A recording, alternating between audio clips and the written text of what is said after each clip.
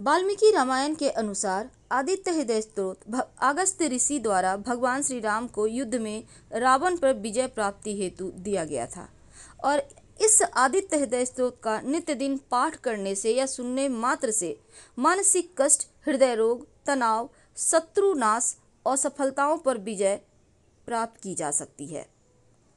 इस स्तोत्र में भगवान सूर्य देव की निष्ठापूर्वक उपासना करते हुए उनसे विजयी मार्ग पर चलने का अनुरोध है और अनेक प्रकार के पापों, कष्टों, शत्रुओं से मुक्ति कराने वाला, सर्व कल्याणकारी, आयु, ऊर्जा, प्रतिष्ठा बढ़ाने वाला अति मंगलकारी विजय स्रोत है।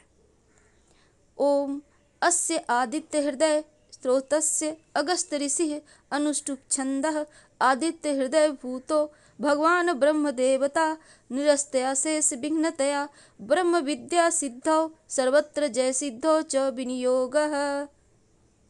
आदित्य हृदय स्तोत्र। उधर भगवान श्री रामचंद्र जी युद्ध से थक कर चिंता करते हुए रणभूमि में खड़े हुए थे।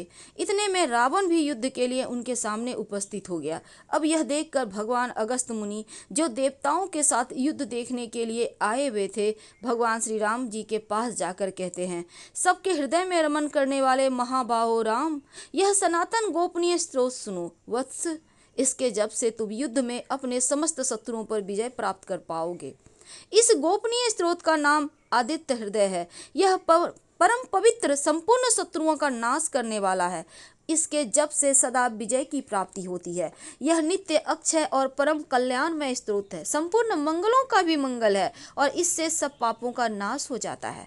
यह चिंता और शोक को मिटाने, आयु को बढ़ाने वाला उत्तम साधन है। भगवान सूर्य अपनी अनंत किरणों से सुशोभित हैं। ये नित्य हृदय उदय होने वाले देवता और असुरों से नमस्कृत विपस्सवान नाम से प्रसिद्ध प्रभा का विस्तार करने वाले और संसार के स्वामी हैं। तुम इनका रश्मिन्ते नमः, समुद्यते नमः, देवासुर समन्विताय नमः, विवस्वते नमः, भास्कराय नमः, भुवनेश्वराय नमः, इन मंत्रों के द्वारा इनका पूजन करो। संपूर्ण देवता इन्हीं के स्वरूप हैं। ये तेज की राशि और अपनी किरणों से जगत को सत्ता और स्फूर्ति प्रदान करते हैं। ये अपनी रश्मियों का प्रसार करके देवता और असुरों सहित समस्त लोकों का पालन करते हैं। ये ब्रह्मा, विष्णु, शिव, स्कंद, प्रजापति, कुबेर, काल, यम, चंद्रमा, वरुण, पितर, वसु, साध्य, अश्विनी कुमार, मरुदगण, मनु, वायु, अग्नि, प्रजा, प्राण, ऋतुओं को प्रकट करने वाले और प्रकाश के पुंज हैं।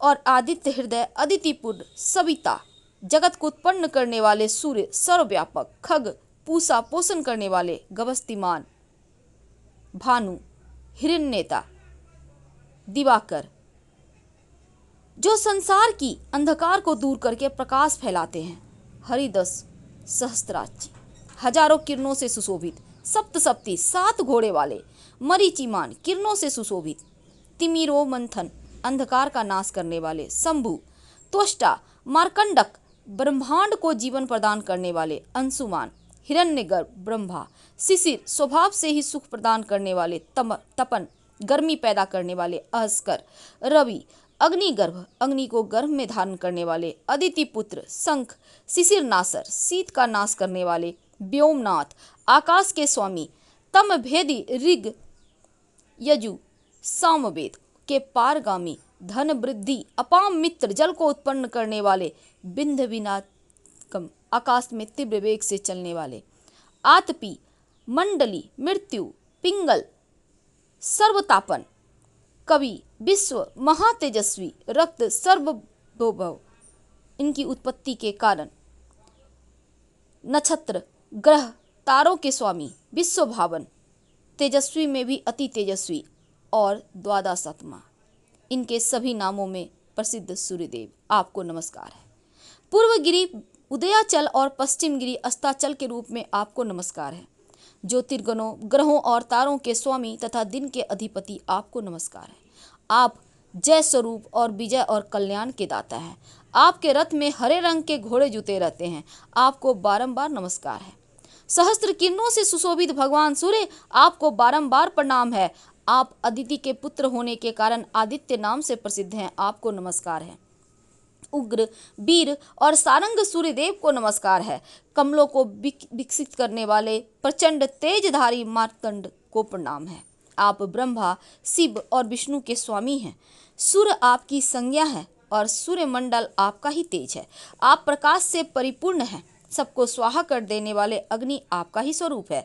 आप रौद्र रूप धारण करने वाले हैं, आपको नमस्कार है। आप अज्ञान और अंधकार के नाशक, जड़ता एवं शीत के निवारक और शत्रु का नाश करने वाले हैं।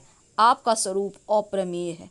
आप कृतज्ञों का नाश करने वाले संपूर्ण ज्योतियों के स्वामी और देव स्वरूप हैं, आपको नमस्कार है। आपकी प्रभा तपाए हुए स्वर्ण के समान है। आप हरि और विश्वकर्मा है। तम के नाशक, प्रकाश स्वरूप और जगत के साक्षी, आपको नमस्कार है। रघुनंदन, ये भगवान सूर्य ही संपूर्ण भूतों का संहार, सृष्टि और पालन करते हैं। ये अपनी किरणों से गर्मी पहुंचाते और वर्षा करते हैं। ये सब भूतों में अंतर्यामी रूप से स्थित होकर उनके सो जाने पर भी जागते रहते हैं। ये ही अग्निहोत्र और अग्निहोत्री पुरुषों को मिलने वाले फल हैं। देवता, यज्ञ और यज्ञों के फल भी यही हैं। संपूर्ण लोकों में जितनी क्रियाएं होती हैं, उन सब का फल देने में ही ये संपूर्ण समर्थ हैं। राघव, विपत्ति में, कष्ट में, दुर्गम मार्ग में और किसी भय के अवसर पर जो भी कोई पुरुष इन सूर्यदेव का कीर्तन करता है, उसे दुख नहीं भोगना पड़ता। इसलिए तुम एकाग्रचित्त होकर इन देवाधिदेव जगदीश्वर की पूजा करो और इस आदित्य हृदय का 3 बार जप करने से तुम युद्ध में विजय पाओगे। महाबाहो, तुम इसी क्षण रावण का वध कर सकोगे। यह कहकर अगस्त्य जी जैसे आए थे वैसे ही चले गए। उनका उपदेश सुनकर महातेजस्वी श्री रामचंद्र जी का शोक दूर हो गया। उन्होंने प्रसन्न होकर शुद्ध चित्त से आदित्य हृदय को धारण किया और 3 बार आचमन करके शुद्ध होकर भगवान सूर्य की ओर देखते हुए उनका 3 बार जप किया। इससे उन्हें बड़ा हर्ष हुआ। फिर परम पराक्रमी रघुनाथ जी ने धनुष उठाकर रावण की ओर देखा और उत्साहपूर्वक विजय प्राप्त करने के लिए आगे बढ़े। उन्होंने पूरा प्रयत्न करके रावण के वध का निश्चय किया।